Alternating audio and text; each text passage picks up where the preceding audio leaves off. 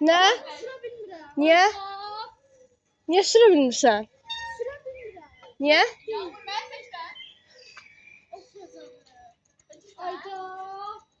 Oturacağım. Neyniyim onu?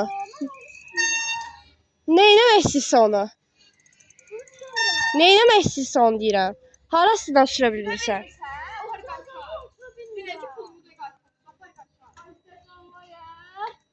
Hadi o axı. Sen hiç sürebilirsen onu. Yox, bismillah. El-Fatiha. Şalvarım çiçeği. Şalvarı əlindən düşürmüş. İndi buradan zəhmət olsun bunu çıxardın yəni. Çıxardın. Bu da ola bilər ha. Aa. Kaldı. Ya şapşik. Ayakkabı. Gel. Dur. Yaxşı düşür, get özü get. Sen bin. Mən mindim. Gezene. Tuta bilmir. Mən bir də tuta bilmirmiş. Getdik. Bibi. Nə otursan yerindən çıxıb.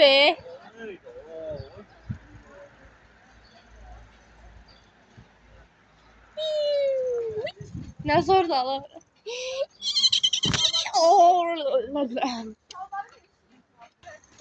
Şar. Bu telefon rəssosu mənlikdir deyə. Özümdən çox telefon qoruyuruq, bəli. Düşsün də hər şalvarın düşüb yerdə. Nə? Hə, hara?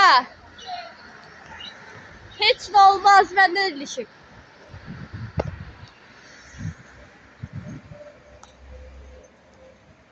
Yarım saat geçti. Daha 1 saat zaten oldu. Biz hala da buradayız. Sabahlarındayız. Telefon tutsaydınız bari yatardım. Ver. Dayıqa hər sürürük. Acığa şüpheli.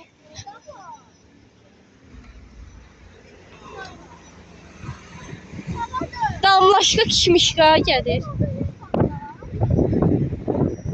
Mən də burada velom sürürəm. Sən maldır.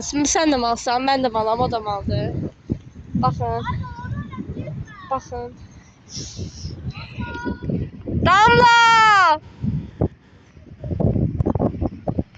Belə bir dənə, baxın, belə çox gözəl, çox mükəmməl. Damlaşıq kişmişqa.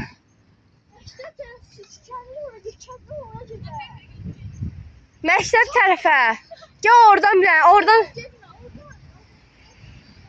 Yaxşı, gəl.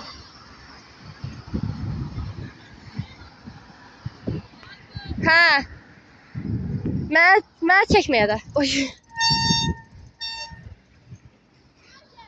Buna şalvarım özündən getdi. Qapqaradır. Əllərim də vəbşim. Qapqara. Buna bax. Bir də bunlarınki təmizdir. Bütün işləri mən gördüm. Və onu anlamasaydım elə. Ona görə gördüm elə. Bismillah, indi buradan getməyi var. Tormuz tutmur, bəli.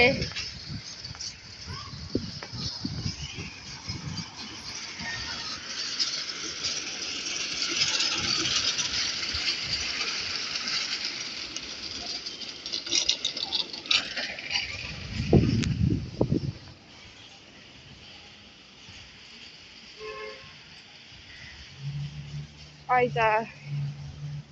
Maşın paxı olar. İndi burada yıxılsam nə olar? Ay.